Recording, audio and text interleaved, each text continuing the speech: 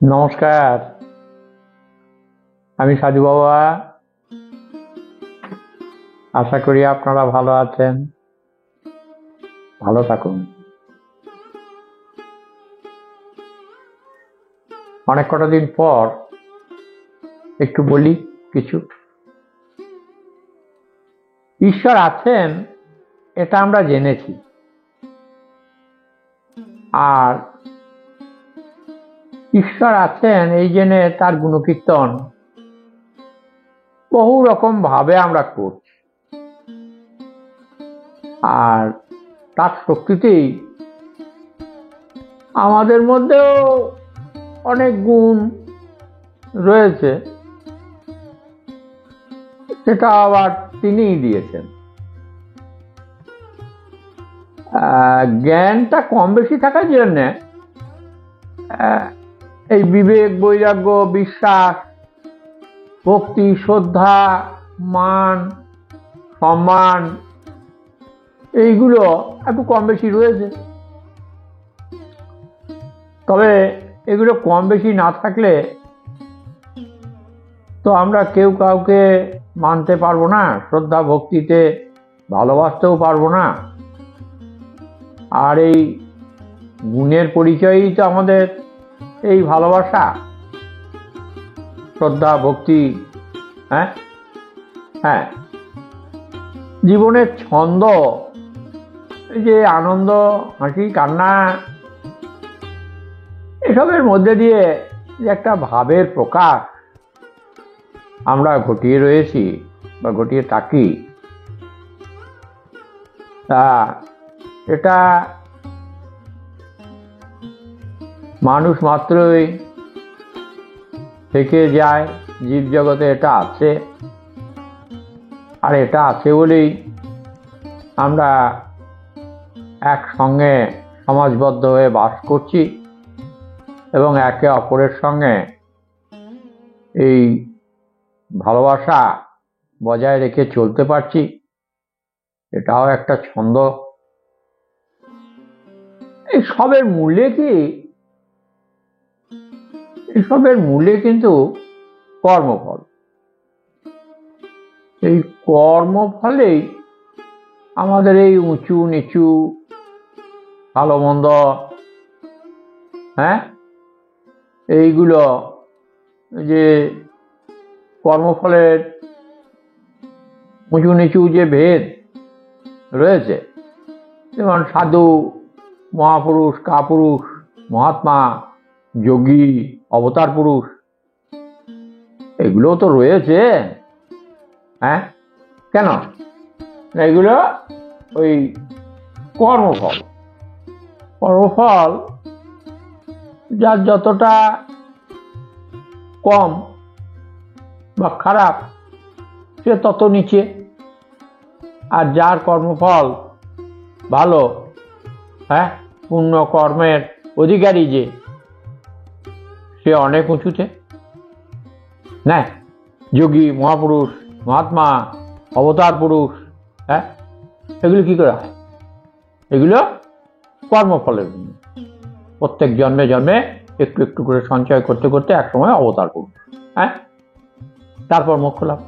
একদিনে তো হবে না, এই জন্য একটা সময় লাগবে। আমি এই ইউটিউব চ্যানেলে বক্তৃতা রাখতে রাখতে একটু একটু বলি আপনাদের, সবগুলো যদি একসঙ্গে জড়ো করেন তাহলে অনেকটা বুঝে যাবেন। কিন্তু ওই একটু একটু দেখলে তো আর পুরোটা বোঝা যাবে না, আর তার ভেতরে ঢোকা যাবে না। কথাগুলো যদি একটু গভীরভাবে নিয়ে নেন তাহলে পরে ঘরে বসে বসেই অনেকটা এগিয়ে যাবেন, এটা আমি আশা রাখি। আর এই যে আমরা ওই মহাত্মা, যোগী, অবতার পুরুষ এই যে বলছি, এই ভগবানের দূত, আসলে আমরা কিন্তু সবাই দূত, নাকি? কিছু না কিছু কর্ম গুণে বা কর্মফলে আমরা এক একটা কর্মে ব্রতী হয়েছি, এবং সেই কর্মগুলো করে জীবন জীবিকা নির্বাহ করছি। আর যারা সাধু, মহাত্মা, জ্ঞানী গুণী যোগী, তারা ঈশ্বরের চিন্তা ভাবনা রত থেকে তারাও তাদের জীবন জীবিকা ওই ঈশ্বরের কৃপায় যেমন হয় সেরকমই চলছে, তাই না? তাহলে এই যে বিদ্যা বুদ্ধি জ্ঞান এই সমস্ত দ্বারা যে জীবন জীবিকায় মেতে থেকেও আমি করছি, আমরা করছি, এই যে সব বলছি, এগুলো কিন্তু আমি করছি, আমরা করছি এইভাবে অহংকার করা ঠিক না। কারণ এগুলা সবই তিনিই করাচ্ছেন।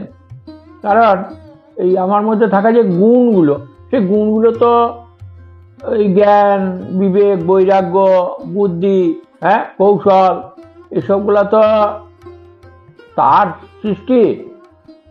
আমার এই মানব দেহটা বা জীবজগৎ কার সৃষ্টি? তারই সৃষ্টি। তাহলে তিনি ওই গুণগুলো আমরা অর্জন করলে ওই গুণগুলোর অধিকারী হই। আর যদি আমরা ঠিক ঠিক কাজ না করি, পাপ কাজে লিপ্ত থাকি, তাহলে পাপী হয়ে যাব। আর যদি পুণ্য কর্মে প্রতি থাকি, তাহলে পূর্ণ আত্মা হবে, ভালো ঘরে জন্ম হবে, ভালো কিছু হতে পারবো। আর যদি এই কুকর্ম, অকর্ম, এই সমস্ত নানা রকম যদি করি, তাহলে পরে কি হবে না, পাপ কর্মে লিপ্ত থাকলে নিম্নজনীতে জন্ম হবে। নিম্নজনী আর ঊর্ধ্বজনী এটা কিছু বোঝেন? যদি না বোঝেন তাহলে গুরুর কাছে শুনবেন। তাহলে পরে একটু জ্ঞানটা একটু বাড়বে। নিম্নজনীর অধিকারী কে, ঊর্ধ্বজনীর অধিকারী কে, ঊর্ধ্বজনীতে কি হয়, নিম্নজনীতে কি হয়, এগুলো সব গুরু মুখে শুনবেন। আমি আর এই ইউটিউব চ্যানেলে আর কি বলবো। যাই বা হোক, পুরো অনেক উচ্চাঙ্গের কথা ব্রাহ্মণরা জানেন, সাধু সন্ন্যাসীরা জানেন। তা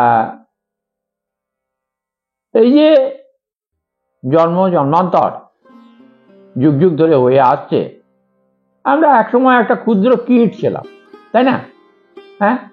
জলজ, তারপরে স্থলজটা অনেক পরে, তারপরে এটা সেটা ওটা, কুচিয়া ক্যাংড়া মশা মাছি হতে হতে গরু ছাগল ভেড়া, এইসব হতে হতে আজকে মানুষ হয়েছে।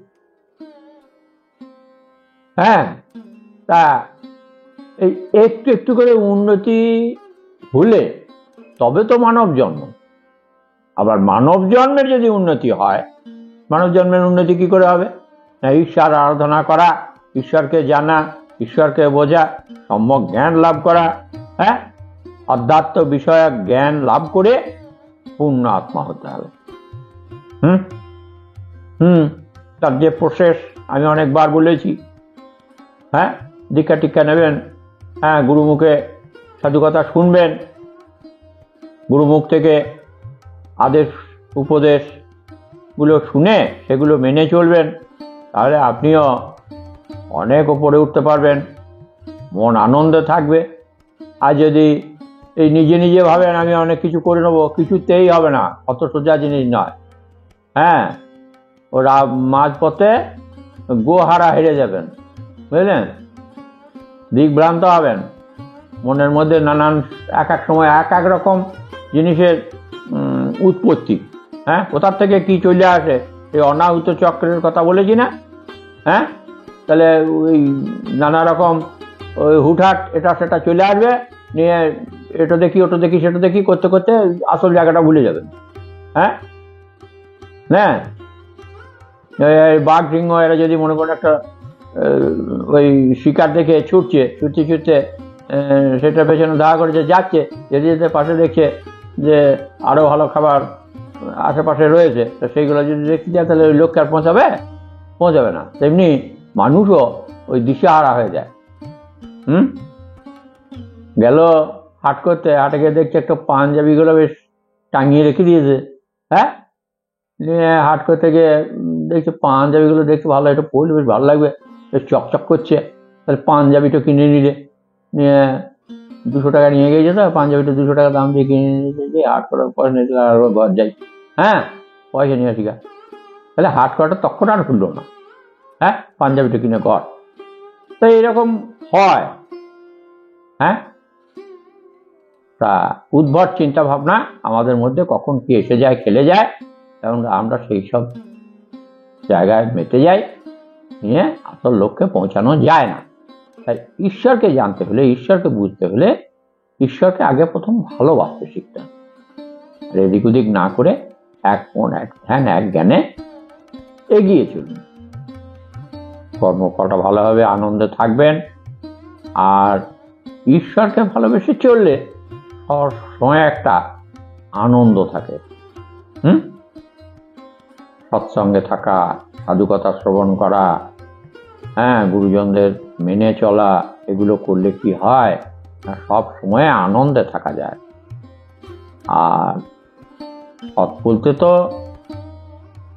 তিনি, তাকে যে স্মরণ মনন করে সেই সচ্চিতানন্দে পৌঁছে যায়। এই সচ্চিতানন্দ নিয়ে আমি এর আগের ভিডিওতে বলেছি, আজকাল নতুন করে আর ওটা বলবো না। তবুও আমার তো এই একই কথা, কেন একই কথা ঘুরিয়ে ফিরিয়ে বলছি না। সোজা রাস্তা একটাই হয়, সরল রেখা একটা হয়, বক্র রেখা অনেক হতেই পারে, যেদিকে যাবেন সেদিকেই একা বেঁকা, আর সোজা পথ তাই হয়। আর একটা কথা, মহাপুরুষ, অবতার পুরুষ, এগুলো খুব কম হয়। কম হয় বলে আপনি থেমে যাবেন না।